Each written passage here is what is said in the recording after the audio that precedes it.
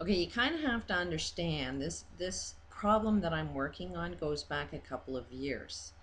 Um, Went through a great deal of abuse, and I wouldn't necessarily say I lost my mind. It's more like I found my mind. And I was extremely angry while I'm trying to tell people what's going on. It's like while you're yelling for help and saying, "Hey, look at this is what's going on."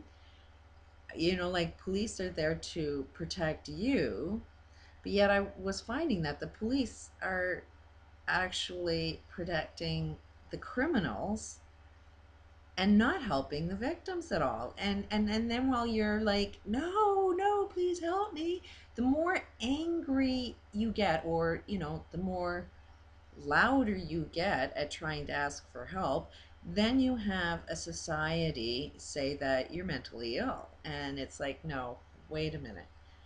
If you were walking in my shoes, you would act exactly the same way I would be acting. If somebody did what they're doing to me, you'd be angry and you would respond exactly the same way that I'm responding. It's normal and healthy human behavior to act in that way. And then for me to even say the police are protecting criminals and actually doing harm to victims, people would think I was insane, that there's something wrong with me.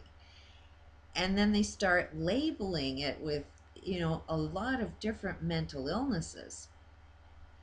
So I could see that my problem needed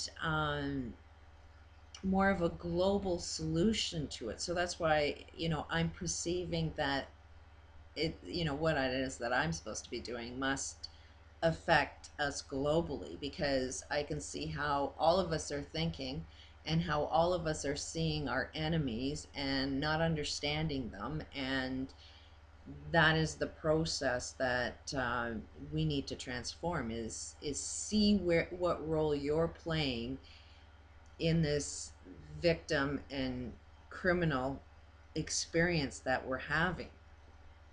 And through this process, I gained a lot more understanding as to why people are doing the things they're doing. And it's communicating with the problem, taking that problem outside of you. Like, while I was angry and experiencing this, it was wrapped inside me. And it was so easy to say that the problems were all coming from out there. They are doing this to me. Gave me absolutely no power whatsoever to change, because while you're screaming for help, nobody's actually there helping you. It's like you got to save yourself. So um, there's an information field. You got to trust out there, that out there in the air, everything that you can't see, there is a solution out there. But if you're really, really angry, like I was, you're going to get all of the answers that tell you, this is what you should do about it, and it's going to be wrong. That's why a lot of people that are homeless, a lot of people that are on welfare, appear to be living in a lot of negative behaviors. They're on drugs, or they're alcoholics, or they're involved in crime, or they're, because they are so angry because of the crimes that have been done to them, that they're actually um, listening to negative advice from this information field, and they're guided by that, and they're living their lives that way. I didn't want to do that. So it's a matter of taking this problem outside of yourself, and this holodynamics concept kind of works. I don't really use this aspect of it, but it makes logic sense to do a form of it. But if you give the problem a size and a color, then you can fool your mind into seeing the problem being out there. I don't necessarily use that process. I just know my problem is out there and I can still communicate with it. And it's a process of asking your problem what it wants. But you have to feel in a state of love and peace while you're doing it, so that the information field will tell you some good information.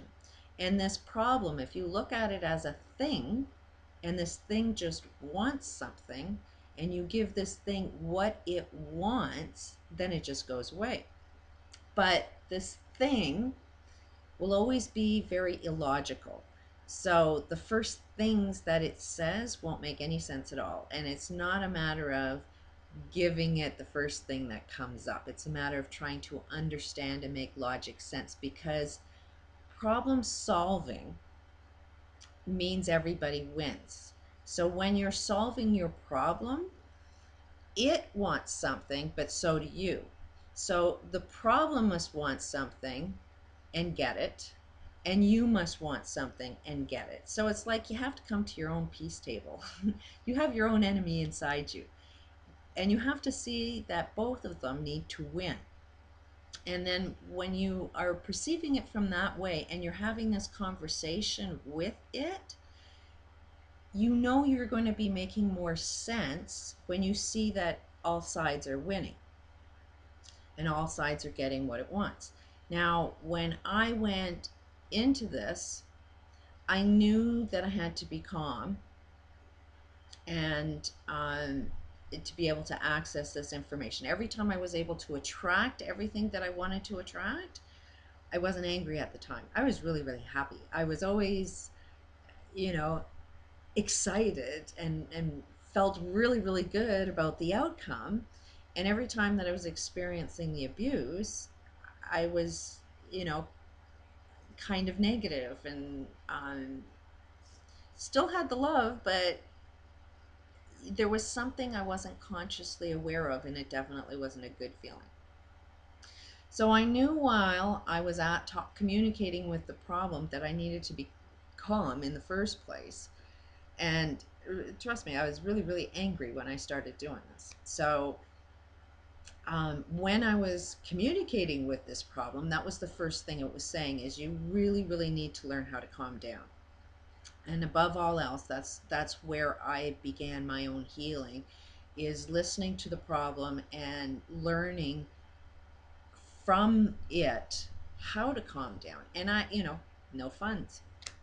So a lot of, massage therapy would have worked. A lot of things out there, from society, from our alignments with everybody else, would have helped the process a lot faster. So if you can afford it, by all means, to calm down, get as much love from the outside world as possible, because it'll definitely speed it up. Which means at the same time, if you want other people to heal, it's giving them love, and it will speed them up. So that is a major part of it. Help calm them down, help other people be calm and not antagonize, not encourage the rage, but somehow try and get people to calm down. So what it was giving me was telling me to go back out in nature. I was really in survival mode, all left brain thinking, all of the same rules were just replaying over and over and over again, and I needed to get more into right brain thinking. So I was going for more walks in nature. I had moved to an area that is like Canada's Florida. We had beaches and it was a desert, beautiful scenery, animals, birds. So I tried to involve myself in that as much as possible, and took like 6 baths a day trying to calm down from that, because with candles, anything that I could do that helped create more and more peace in my life. I definitely secluded myself from other people, because people can say one word and set you off. And, a lot of people were judging me completely wrong, because I'm saying, completely opposite things than what everybody else is saying. And they all have an opinion, and it's all very, very negative. And it would frustrate me even more. And then the rage would increase. And and you lose all form of communication when you're not calm. So it's like if you want to talk to your enemy, you really got to be calm in the process.